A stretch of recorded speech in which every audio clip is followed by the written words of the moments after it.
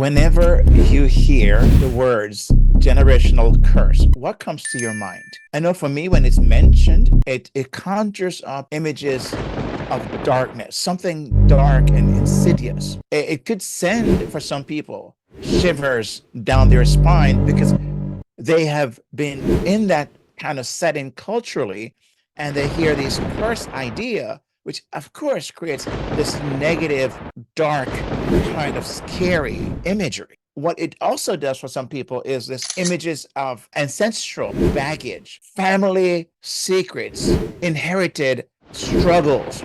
But there's a curse that I believe that we rarely talk about, and it's a silent weight that I find is passed from generations to generations. And it's a curse of leaving nothing behind. Or said another way, the curse of not leaving a legacy behind. No legacy of faith, no memories of family bonds, no stories that are whispered or passed on or talked about across generations. It's just the hollowness of what was the point? What was the point of life? Even though the words may not be said, it's what is being thought about, reflected upon. And sometimes there's this regret that hangs over the family. But here's the good news. It doesn't have to be this way. We can break this curse. We can become the generation that builds. We can become the fathers and the husbands who leave more than memories, right? We become the leaders who rewrite the idea, the script for our families that has to do with love, have to make family a priority and financial security and so on. There's a study that found that 97% of fathers believe building a strong legacy for their family is their top priority. 97%. But what does that truly mean in today's world? Because we when I look around, and you're going to, I want to encourage you to watch the previous video to this one, that we talk about true masculinity. And when there's the absence of true masculinity in the home from a father, a husband, how it breaks down the idea of even the possibility of leaving a legacy behind. You want to make sure you watch that video that I did, the last video. So we're going to unpack in today's video about this idea of legacy building. And as I mentioned, and I would call it our last epic quest, our video, we answered, we awakened, or you heard me awakening this true masculinity I call the warrior within. And I hope you've seen that, right? As I said before, and you want to make sure that you do. And the description, the link will be in the description below as well, so you can watch that. So we're going to dive deeper into legacy building, but not the way you've probably heard before. I want you to gain a new perspective where legacy building is accomplished with what I call the weapons of love and leadership, right? But I also call the true masculinity that I talked about in the last video, because we are in a battle against this insidious curse of nothing to pass on. And if we don't fight for that, if we don't rally the troops, if we don't raise up a movement like I am attempting to do, it's entitled Strong Husbands Connect, where we're trying to raise up a new idea of what husbands should be in the home, that really elicits respect and honor, and give the husband the room to become the leader and the strength of the home, but not in the way that many people think. And that's why I kind of unpacked that in the past, in the previous video, because I believe it's important to hear what that looks like, right?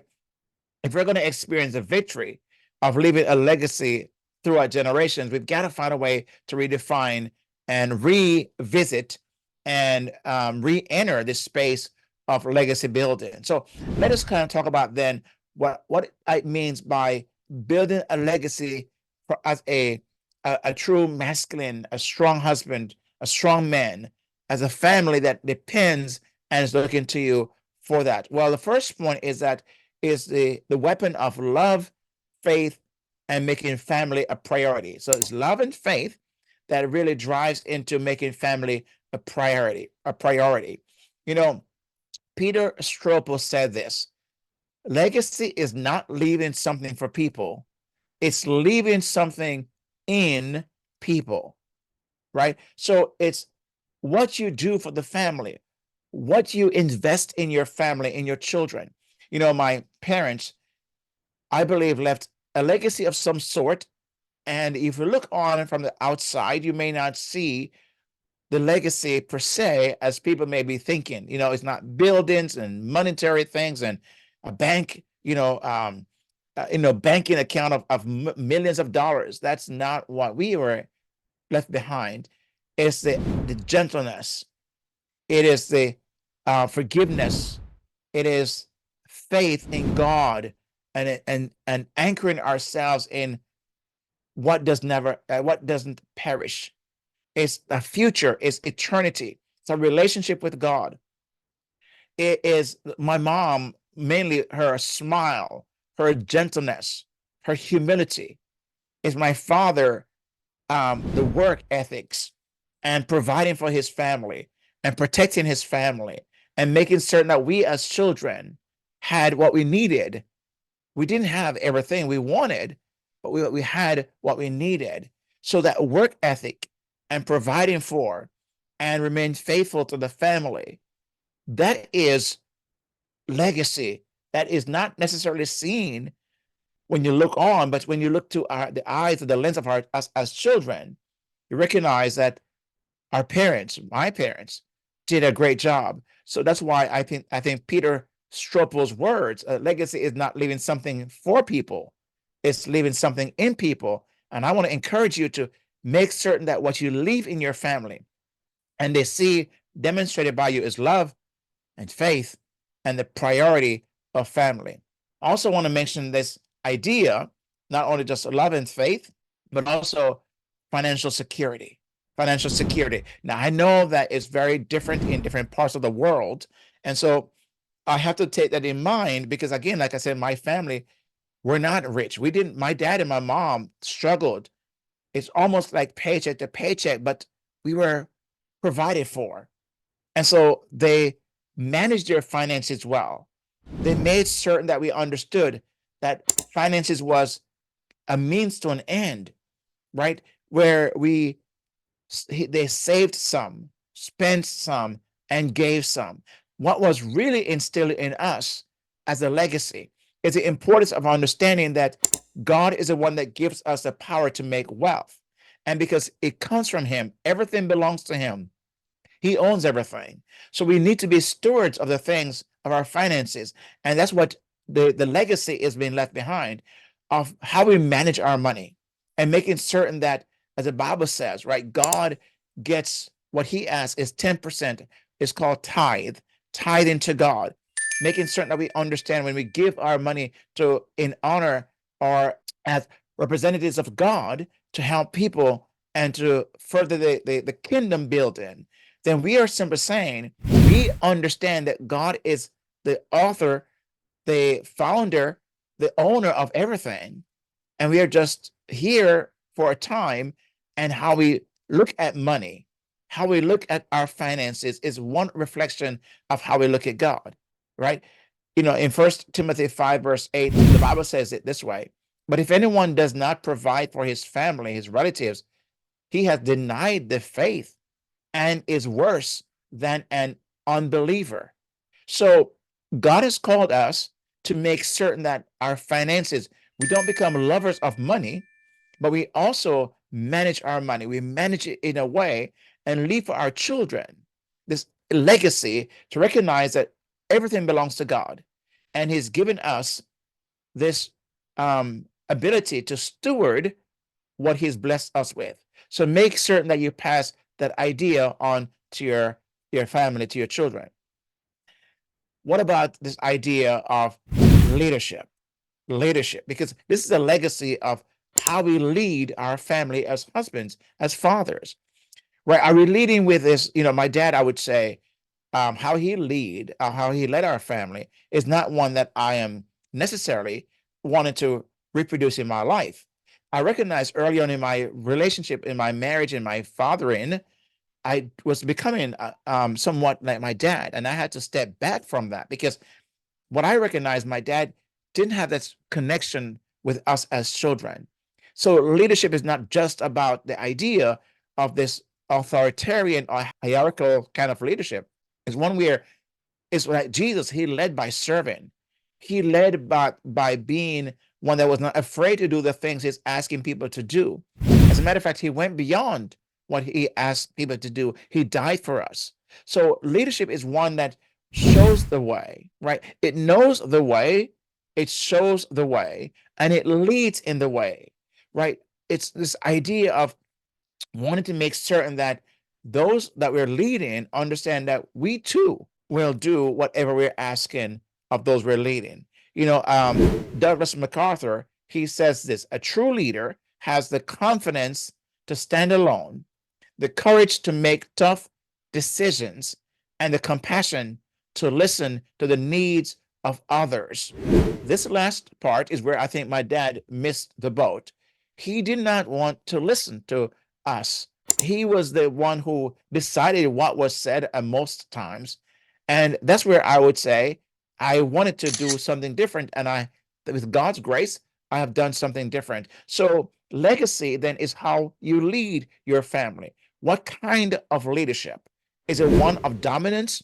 Is it one where you're instilling fear, or you're leading with love and a sense of, like the Martin Luther's, Martin Luther, the nonviolent leadership, the Nelson Mandela nonviolent leadership.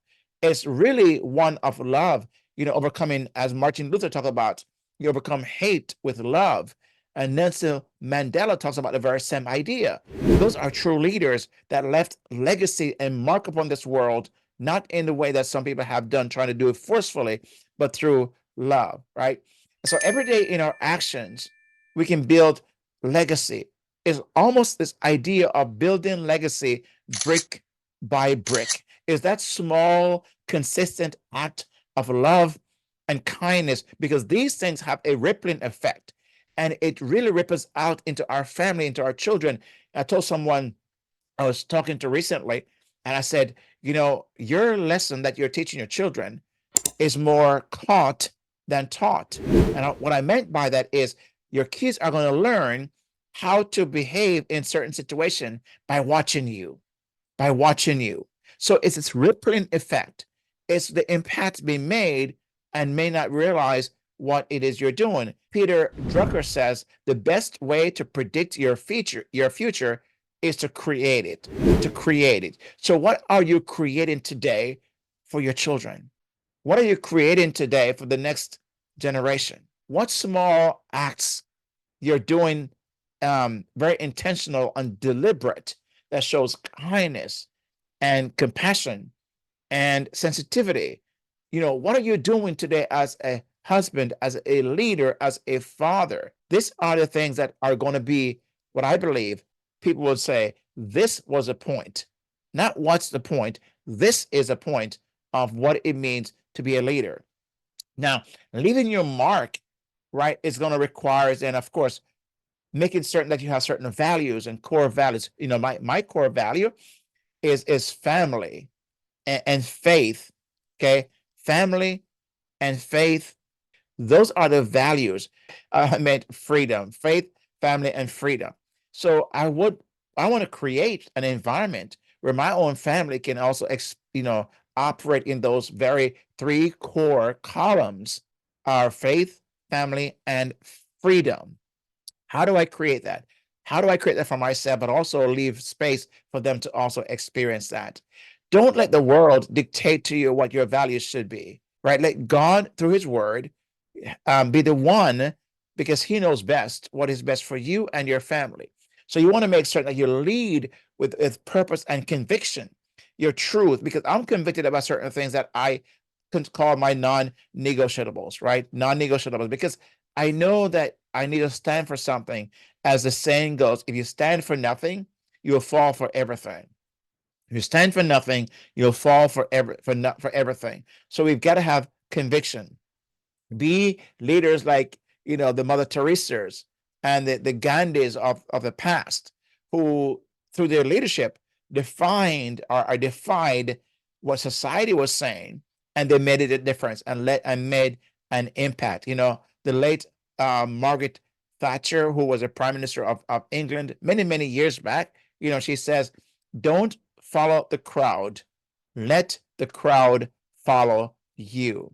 So these are the ways I believe that if we begin to heed and be intentional, we can leave a legacy. So we're going to break the generational curse by doing something different, by doing something that maybe you may not have considered when you think of legacy. So building legacy, again, is not about being perfect.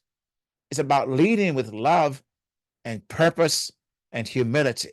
It's being vulnerable enough to know when to ask for help. It's to know when to recognize that it's not just you, but it's a team effort as well. Remember, your faith, your family, and freedom or your finances are your foundation, right? So keep building, keep growing, keep inspiring. Don't give up. Make certain that you are going to leave this mark upon your family. What are your thoughts about this? I would love to hear. What's your legacy? What is it about what you've heard today you're going to apply to your life? Where are you going to start? What legacy do you have in mind? And what legacy did your family leave behind? Comment below. Let's continue this conversation. I would love to hear what legacies you experience from your family. Also, make sure you subscribe to the channel if you've not yet done so. And if you like what you hear, hit that like button. I would really appreciate that. And make certain that you watch this video that I've spoken about earlier, because it's one that will help you to get this idea of true masculinity. So until next time, I will say thank you for watching. Thank you for being with me and helping me to make this channel grow by sharing this with another person. So thank you. Let's keep building that legacy through love and leadership. And I see you on the next video on this channel. So thank you and God bless you, and looking forward to seeing you next time.